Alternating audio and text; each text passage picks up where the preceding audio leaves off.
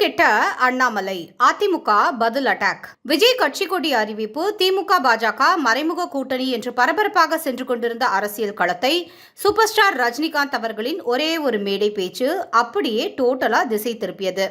ஆனால் அதே super star Rajinikanth அவர்களின் பேச்சை மேற்கோள் காட்டி பேசிய அண்ணாமலை அவர்கள் அரசியல் களத்தை மீண்டும் தன்னை நோக்கி திசை திருப்பி இருக்காரு. அண்ணாமலை லண்டன் போய்விட்டால் தமிழக பாஜகவில் எல்லாமே தலைகீழாக மாறிவிடும் என்று பலரும் கட்டியம் கட்டிக்கொண்டு கூறி வந்த நிலையில் அண்ணாமலை இருந்தாலும் இல்லாவிட்டாலும் பாஜகவின் அரசியல் நிலைப்பாடு எதுவாக இருக்கும் என்பதை தெள்ள தெளிவாக அடித்து கூறிவிட்டார் அண்ணாமலை.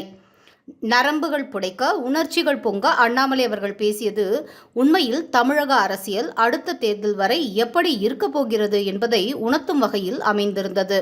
அண்ணாமலை பேசிய பேச்சின் வீரியம் ஒட்டுமொத்த தமிழக அரசியலும் தமிழக பாஜகவை நோக்கி நகர்ந்து இருக்கிறது என்றால் அது மிகையாகாது.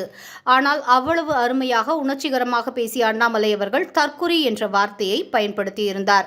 அரசியலில் கடுமையான விமர்சனங்கள் எல்லாம் சகஜம் என்றாலும் இது போன்ற வார்த்தைகளை அண்ணாமலை அவர்கள் தவிர்த்திருக்க வேண்டியது முக்கியமானதாக பார்க்கப்படுகிறது. உதயநிதி அவர்கள் எடப்பாடி பழனிசாமி அவர்களை எவ்வாறெல்லாம் விமர்சித்திருந்தார் என்பதை நாம் ஏற்கனவே பார்த்திருந்தோம். அண்ணாமலை கிட்டத்தட்ட உணர்ச்சி வசப்பட்டு அந்த அளவுக்கு இறங்கிடுவாரோ என்று நினைக்கும் அளவுக்கு இருந்தது அண்ணாமலை அவர்களின் ஆவேசமும் பேச்சும். இளைஞர்களுக்கு முன் மாதிரியாக இருக்க வேண்டிய அண்ணாமலை போன்றோர் இப்படிப்பட்ட பேச்சுக்களை பேசி இளைய சமுதாயத்தினருக்கு ஒரு தவறான முன் உதாரணமாக ஆகிவிடக்கூடாது என்பது நம்முடைய தாழ்மையான வேண்டுகோள். அதே சமயம் இப்படி ஏதாவது நடக்க வேண்டும் என்றுதான் அதிமுக காத்திருந்தது போல அண்ணாமலை அவர்கள் எடப்பாடி பழனிசாமியை தாக்கி பேசியதற்கு ஆர்பி உதயகுமார் வடிவில் எதிர்வினையாற்றியுள்ளது அதிமுக. துப்புக்கெட்ட அண்ணாமலை என்று சரிக்கு சமமாக இறங்கியுள்ளது அதிமுக. இது போதாது என்று அண்ணாமலை அவர்களின் நேர்மையை பற்றியும் கேள்வியை எழுப்பியிருக்காங்க. அண்ணாமலை அவர்களின் முக்கிய பலமே அவருடைய ஐபிஎஸ் பணிக்காலத்தின் போதான அவருடைய செயல்பாடுகள் தான். கர்நாடகத்தில் தமிழர்கள் மீதான நெருப்பு உச்சத்தில் இருந்தபோது ஒரு தமிழனை கர்நாடகத்தின் சிங்கம் என்று புகழும் அளவுக்கு சிறப்பான நேர்மையான போலீஸ் அதிகாரியாக செயல்பட்டுள்ளார் அண்ணாமலை.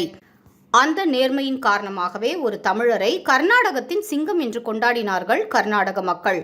ஆனால் அந்த நேர்மையையே களங்கம் செய்யும் வகையில் அதிமுக பேசியது மக்களை மீண்டும் முகம் சுளிக்க வைப்பதாக அமைந்துள்ளது.